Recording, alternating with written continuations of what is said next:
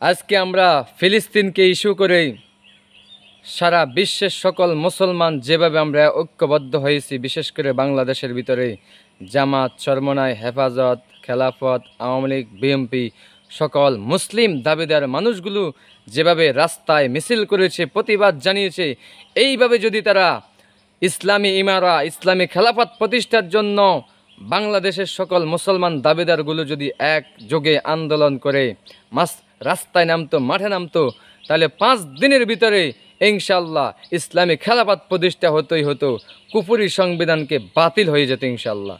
কিন্তু আমরা ফিলিস্তিনকে ইস্যু করে আমরা সামান্য সময়ের জন্য ঐক্যবদ্ধ হলেও আসলে আমরা বিচ্ছিন্নতার কারণে আমরা বিভ্রান্তির ভিতরে আছি। আমরা মুসলমান এক একটা দলে বিভক্ত হয়ে গেছি, বিভিন্ন দলে বিভক্ত হয়ে গেছি, যার কারণে আমাদের নিজেদেরই ক্ষতি হচ্ছে। আমরা মুসলমান অন্যান্য দেশে বিভিন্ন জায়গায় বিভিন্ন প্রান্তে মুসলমানগুলো এভাবে ছড়িয়ে ছিটিয়ে থাকার কারণে, বিভক্ত হয়ে যাওয়ার কারণে ইহুদি খ্রিস্টানগুলো, বেজাতিগুলো আমাদের প্রতি এভাবে অত্যাচার করে, নির্যাতন করে, আর আমরা চুপ হয়ে থাকতে হয়, আমরা বাধ্য হয়ে সেগুলা স্বীকার করে নিতে হয়। এটা আমাদেরই দুঃখ, আমাদেরই হতাশা, আমাদেরই ব্যর্থতা।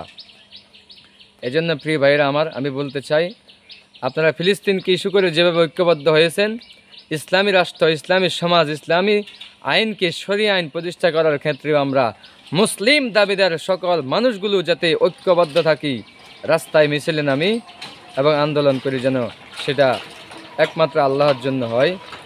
আপনি বিভিন্ন দলে বিভক্ত হয়েছেন, ওই সমস্ত দল আপনাকে জান্নাতে নেবে না। একমাত্র কোরআন হাদিস, কোরআন সুন্নাহকে অনুসরণ করলে আপনি জান্নাতে প্রবেশ করতে পারবেন। মুসলমান হচ্ছে জামাবদ্ধ।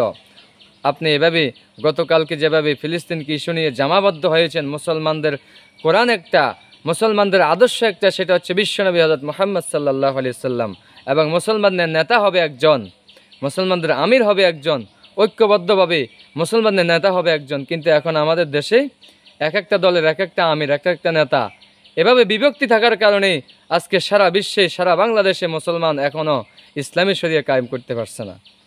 এজন্য প্রিয় ভাইয়েরা আমার, আমরা সবাই ঐক্যবদ্ধভাবে জীবনযাপন করার জন্য ইসলামের অনুসরণ করি, কোরআন সুন্নাহর অনুসরণ করি, একমাত্র রাসূল সাল্লাল্লাহু আলাইহি ওয়াসাল্লামকে আদর্শবান নেতা হিসাবে আমরা গ্রহণ করি।